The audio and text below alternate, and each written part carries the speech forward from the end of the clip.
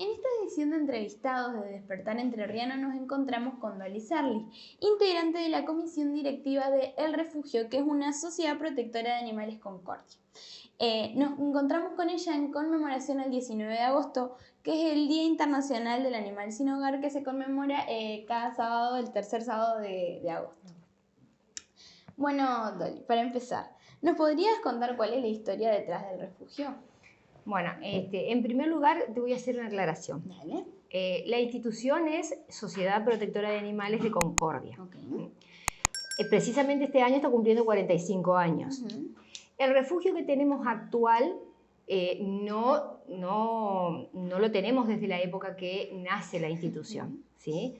Vino con otra gestión mucho más adelante, anteriormente, que fue la del presidente Horacio Freud, así tengo entendido. Que ahora puedo explicar un poquito cuál es el problema de la institución. Anteriormente sí, tenemos entendido que hubo otros refugios en otros lugares, se fue trasladando hasta que se consiguió ese comodato por medio de municipalidad. La institución, el refugio está a cargo de la Sociedad Protectora de Animales. El trabajo de la institución no es solamente mantener ese refugio. Lo que hace el refugio es contener a los animales que rescata la institución para recuperarlos y después insertarlos en familias, que ese sería el trabajo más importante, aparte de otros trabajos que también hace la institución, en la medida que los recursos lo permiten, ¿sí? Así que bueno, este refugio lo que hace es justamente recepcionar los animales. En algunos casos buscamos tránsito cuando la situación es muy grave, porque el refugio por ahí no está del todo acondicionado para todos los casos. Y entonces se buscan esos tránsitos y con esto se logra recuperarlos en una casa de familia para después sí buscarle familia. Y bueno, esa sería la función en este momento del refugio, ¿cierto? ¿Hace cuánto está en funcionamiento más o menos el refugio como tal? El refugio, este refugio está desde la época del presidente Freud. Que nosotros sí, se ubica en Eva Perón, entre 1800, que es para el lado de la Bianca. Sí. Nosotros por ahí lo que no tenemos son muchos datos de la institución, que es lo que estamos por, tuvimos una iniciativa de buscar datos, porque en realidad 45 años de la institución nosotros no tenemos registros de ella, ¿sí? Nos parece muy importante lograr tener registros de este tipo, y la verdad que no los tenemos. Entonces sí estamos encarando un trabajo que por ahí recopile un poco de datos como para poder presentar básicamente a las escuelas, porque otro trabajo que hace la institución es concientización, y la concientización por ahí viene por el lado de la escuela. ¿Sí? Por ahí tenemos escuelas que nos solicitan para hacer trabajos prácticos y eso, y es muy importante, y la verdad que nos hacen falta muchos datos de la institución. ¿Cuántos perros aproximadamente rescatan y cuál es la capacidad que tiene la institución para eso? Bueno, comentabas que por ahí se van y se van a casas de tránsito, digamos, pero en sí, en el refugio, ¿cuántos pueden tener? Mira, en primer lugar, nosotros ahora estamos con el tema caniles, porque son insuficientes los caniles en cuanto a que ya están muy deteriorados, ¿sí? Y bueno, se está viendo construirlos ahora. Justamente recibimos una donación hace alrededor de 2 meses, que estamos viendo cómo la encaramos para construir los caniles de material por parte del presidente de la Cámara de Diputados.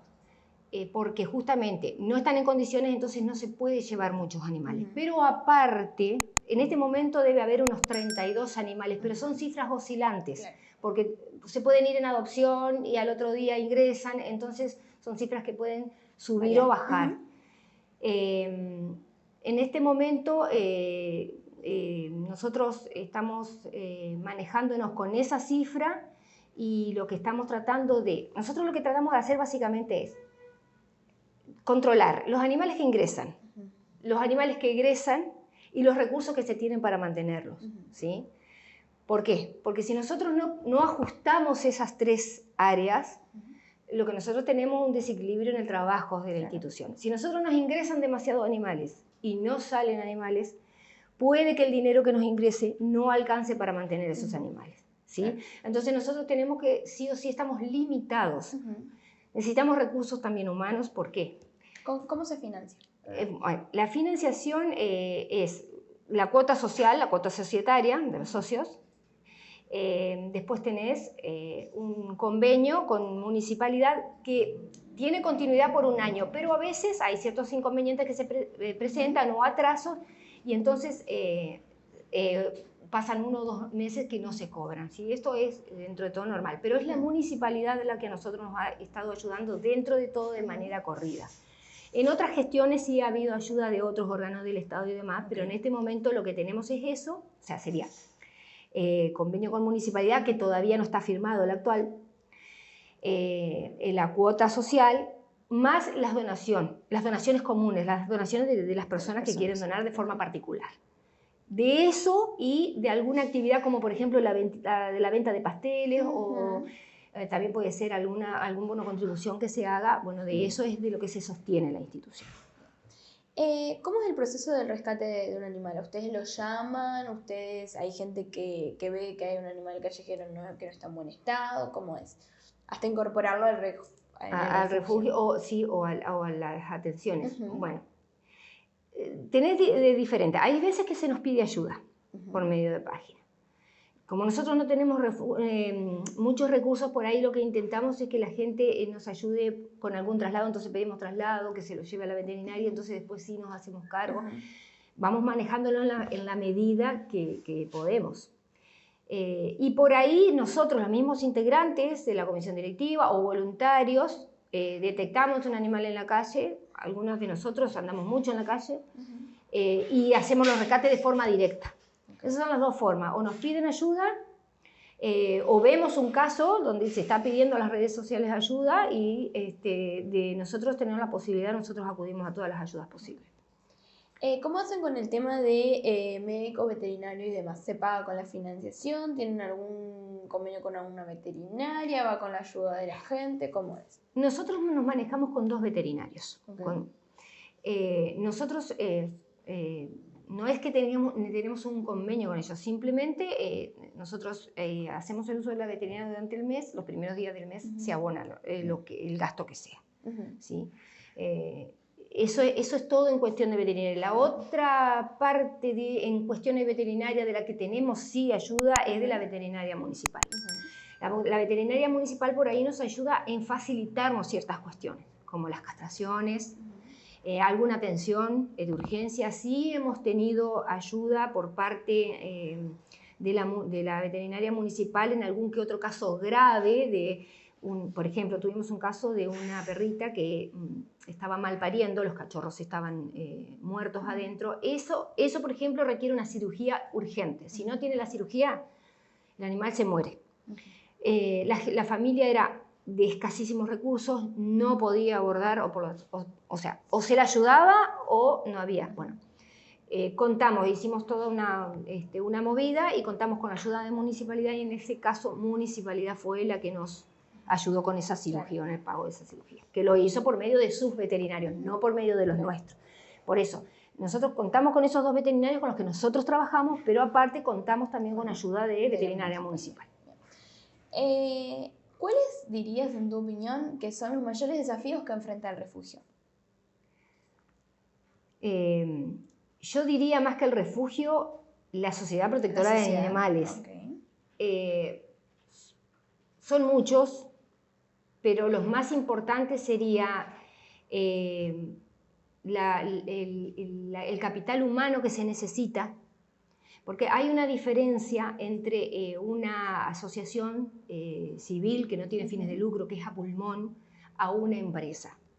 Básicamente, en la asociación civil vos lo que necesitas es mucha gente trabajando. ¿Sí? ¿Por qué? Porque la empresa lo hace pagando sueldos, pero acá no. ¿Sí? La gente trabajando logra recaudar. ¿Sí? No solo se peticiona a las autoridades, como tenemos derecho de hacerlo, sino que también al haber mucha gente trabajando se logra recaudar, y entonces se puede trabajar mejor. Al no tener ese caudal humano trabajando, las limitaciones son muy superiores. Entonces, ese es el problema que en este momento particularmente estoy viendo yo y creo que mis compañeros comparten, que estamos viendo con respecto de la institución y el trabajo institucional. ¿Por qué? Porque la institución no solo tiene que limitarse a rescatar un animal y llevarlo, hacerlo atender, recuperarlo para reinsertarlo. La institución también tiene que hacer trabajos, por ejemplo, en fiscalía. No los puede hacer porque no tiene gente. Tiene que hacer trabajos de concientización, tiene que ir mucho más a las escuelas y a los barrios. No tiene gente para hacerlo. Necesita mucho más voluntariado en todo lo que es trabajo de campo. No lo tiene. Se necesitan traslados. No tiene los recursos para hacerlo. Al no haber gente, también se reduce la cantidad de recursos. Entonces, creo que el desafío más grande es que se sume gente con verdadera vocación y voluntad de trabajar, sabiendo que la única retribución es la satisfacción de salvar a esos inocentes que necesitan ser salvados. ¿Cuál es el proceso de adopción si alguien quiere adoptar un animal? ¿Hay algunos criterios? ¿Cómo se hace? El proceso de adopción no es complicado, no es que sea complicado, muchas veces se ha planteado que, bueno, que somos demasiado exquisitos, no se trata, básicamente no se trata de eso, simplemente que dado a las experiencias que tuvimos, tomamos ciertos recaudos. Claro. Primero y principal, la institución tiene los contratos de adopción, que son obligatorios. El contrato de adopción es una herramienta del animal. No es una herramienta, o sea, la institución puede defender al animal y la única herramienta que tiene es el contrato de adopción. En el contrato de adopción, la gente se compromete con la sociedad protectora de animales al cuidado de ese animal. Básico, castración, vacunas, atención veterinaria, alimento y agua y resguardo es lo que se pide, que es la base del buen trato al animal. Entonces nosotros por ahí pedimos que la gente lea los contratos, cuando los firma, que no sea una firma nomás, sino que lea los contratos, que lea los puntos a los que se compromete. Se firma el contrato y después simplemente cuando, por ejemplo, hay adoptantes que castraron y le mandan a la página la foto del adoptado ya castrado, o manda las fotitos del carnet de vacunación. Con eso está registrado, después va llevándose por redes sociales. Nosotros podemos llegar a ir a la casa de una persona cuando esa persona no responde, porque entonces se está planteando un problema. ¿Sí? Ese sería el proceso fundamental de adopción. ¿Nos podrías contar alguna historia de algún perrito que haya llegado en mal estado al refugio y cómo se terminó yendo? Hay muchos, sí, hay muchos. La verdad que hay casos, por ejemplo, hay un caso que rescatamos, te digo, los casos, por ejemplo, de secuestro. Hay un caso que fue múltiple, donde se rescataron, si mal no recuerdo en ese momento, que fue hace bastante, que fue un caso bastante emblemático, 3 hembras y un macho. Ellos se fueron, 2 de las hembras una estaba alzada y otra estaba con cría. Y bueno, las crías se dieron en adopción, estaban bastante en mal estado, fueron recuperados y fueron dados en adopción todos. ¿Sí? ¿Por qué digo emblemático? Porque viene de una familia que tuvo varias veces denuncia. No fue el único caso por el que se les secuestraron animales.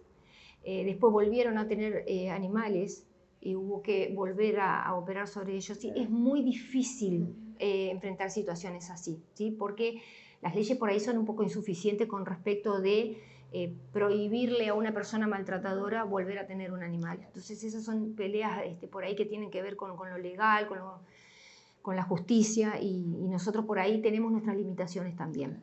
Entonces ese fue uno de los casos.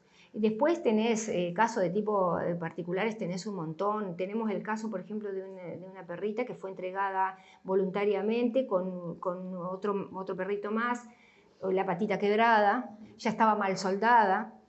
Nosotros rogábamos poder conseguir una familia porque era cachorra encima. Y bueno, en este caso Mía fue a dar con una excelente familia, pero ella tenía su patita totalmente deformada para el costado. Y bueno, de mirarlo te da tanta pena porque en realidad la motricidad de ellos ya no es la misma. Claro.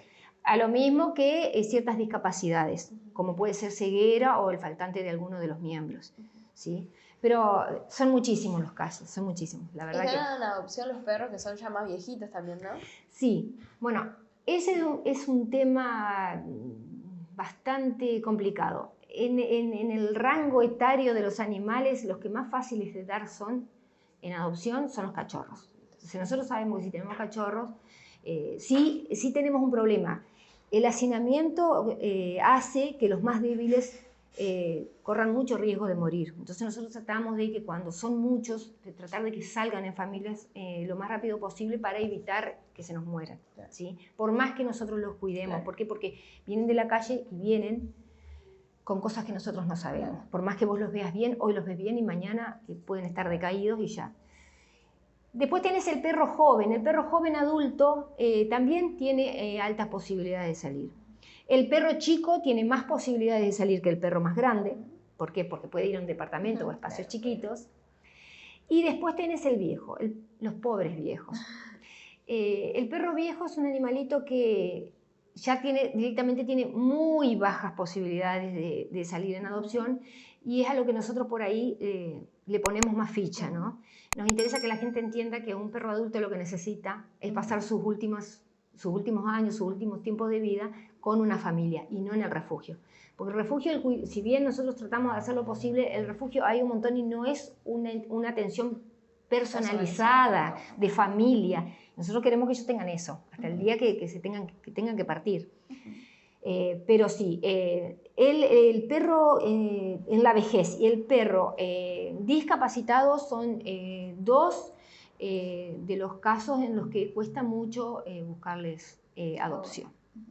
Bueno, Dolly, ya para ir finalizando, ¿qué consejo le darías a las familias que estén interesadas en adoptar a alguno de los perritos o también a las personas que quieren sumarse y ayudar al refugio?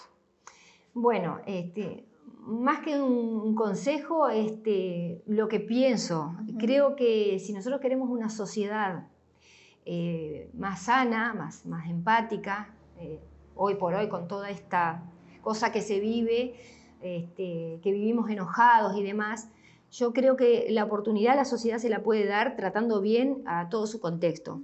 El perro, el gato, el caballo, inclusive el mismo medio ambiente, es nuestro contexto. Y nosotros tenemos que cuidarlo. Si nosotros queremos ser mejores, nosotros tenemos que cuidar nuestro entorno.